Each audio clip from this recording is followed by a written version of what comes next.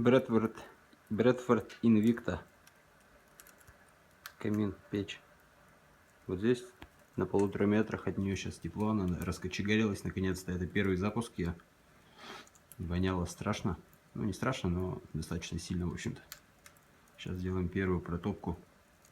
Инфракрасное излучение. Такое достаточно сильное. На улице минус 15. Вчера было минус 25. В доме было сегодня утром минус 15, так как эта дача, она не топится. Сегодня смонтировали данную чудо-печь. Дымоход из нержавейки 304 сэндвич. Вот. Время покажет. Отзывов я ни один не нашел в интернете. Также снимают, как огонь горит и как дрова подкладывают. Посмотрим, как она будет греть.